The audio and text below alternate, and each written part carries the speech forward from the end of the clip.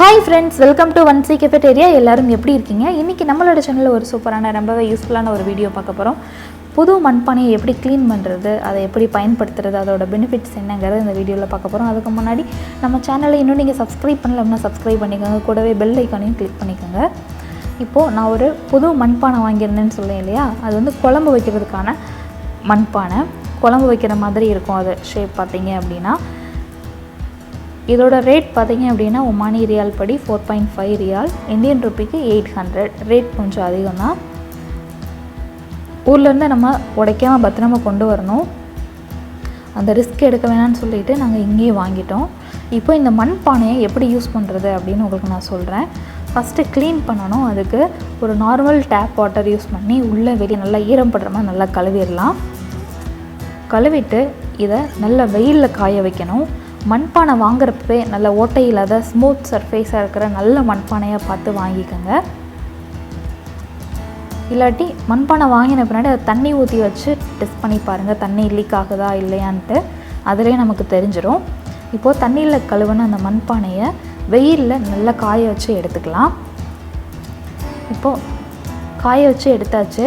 இப்போது என்ன பண்ணணும் அப்படின்னா, சாதத்தை வடித்த தண்ணியை அந்த மண்பானையில் ஒரு நாள் ஃபுல்லாக வச்சுருக்கணும். நீங்கள் குக்கரில் தான் குக் பண்ணுவீங்க அப்படின்னா நோ ப்ராப்ளம். ஒரு 2 days இந்த மாதிரி மண்பானையை பழக்கப்படுத்துறதுக்காக சாதம் வடித்து யூஸ் பண்ணுங்கள். ஏன்னா சாதம் வடித்த தண்ணி தான் அந்த மண்பானையில் இருக்கிற மண் துகள், மண் வாசனையெல்லாம் அப்சர்வ் பண்ணும். அதுக்காக தான். இப்போது அந்த சாதம் வடித்த தண்ணியை ஒரு பவுலில் கலெக்ட் பண்ணியாச்சு. இதை மண்பானையில் ஊற்றிடணும். அது ஒரு நாள் ஃபுல்லாக அந்த மண்பானையில் இருக்கணும். ஒரு நாள் ஃபுல்லாக அந்த மண்பானையில் இருந்து நெக்ஸ்ட் டே அந்த தண்ணியை கீழே ஊற்றிட்டு நார்மல் வாட்டரில் கழுவிட்டு அடுத்து ஸ்க்ரப், பாத்திரம் கழுவுற ஸ்க்ரப்பை வச்சு லைட்டாக தேய்ச்சிட்டு மறுபடியும் அடுத்த நாள் புது சாதம் வடித்த தண்ணியை அதில் ஆட் பண்ணணும். திருப்பி அது ஒரு நாள் ஃபுல்லாக இருக்கணும். மறுபடியும் அதை கீழே ஊற்றிட்டு நார்மல் வாட்டரில் கழுவி ஸ்க்ரப் வச்சு நல்லா தேய்ச்சிட்டோம் அப்படின்னா நம்மளோட மண்பானை ரெடி.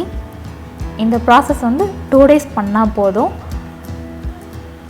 மண் பானையில் இருக்கிற மண் வாசனை ப்ளஸ் மண் துகள்கள் எதுவுமே இருக்காது. இந்த ப்ராசஸ் எங்கள் அம்மா சொல்லி கொடுத்தது. எங்கள் அம்மா இப்படி தான் பண்ணுவாங்க. நானும் இதே மாதிரி ட்ரை பண்ணி பார்த்தேன். ரொம்ப யூஸ்ஃபுல்லாக இருந்தது. நீங்களும் இந்த வீடியோ பார்த்த பின்னாடி புதுசாக மண்பானை வாங்குறீங்க அப்படின்னா இந்த மாதிரி ட்ரை பண்ணி பாருங்கள். 2 daysல மண் வாசனை, அந்த மண் துகள்கள் எதுவுமே இல்லாமல் நமக்கு கிளியராக நமக்கு மண்பானை கிடச்சிரும். நம்மளோட மண்பானை ரெடி ஆயிடுச்சு. நீங்களும் ட்ரை பண்ணி பாருங்கள். இப்போது பெனிஃபிட்ஸ் பார்க்கலாம். மண்பானையில் செஞ்ச எந்த உணவும் வேகமாக கெடாது. ப்ளஸ் மண்பானையில் செஞ்ச உணவுகளை சாப்பிட்றதுனால நோய் எதிர்ப்பு சக்தி அதிகமாகுது. அந்த காலத்தில் ஃபுல்லாக மண்பானையில் செஞ்ச உணவுகள் தான் சாப்பிடுவாங்க. அதனால் எவ்வளோ ஆரோக்கியமாக இருந்தாங்கன்னு நமக்கு தெரியும். நம்ம நிறையா படிச்சிருக்கோம். இப்போது எல்லோரும் மாறிட்டு வராங்க. பழைய காலத்தில் எப்படி யூஸ் பண்ணிகிட்டு இருந்தாங்களோ அதே மாதிரி மாறிட்டு வராங்க. மண்பானையோட பெனிஃபிட்ஸ், மண்பானையில் சமைச்ச உணவுகள்னால என்ன பெனிஃபிட்ஸ் அப்படிங்கிறத டிஸ்கிரிப்ஷனில் கொடுக்குறேன். கூகுளையும் சர்ச் பண்ணி பாருங்கள். இந்த வீடியோ உங்களுக்கு பிடிச்சிருந்துச்சு அப்படின்னா இந்த வீடியோக்கு ஒரு லைக் கொடுங்க, ஷேர் பண்ணுங்கள். மறக்காமல் நம்ம சேனலை சப்ஸ்கிரைப் பண்ணுங்கள். பழமையை நம்ம கொண்டு வருவோம். ஆரோக்கியமாக வாழ்வோம். ஆரோக்கியமான உணவுகளை சாப்பிடுவோம். தேங்க்யூ ஃபார் வாட்சிங்.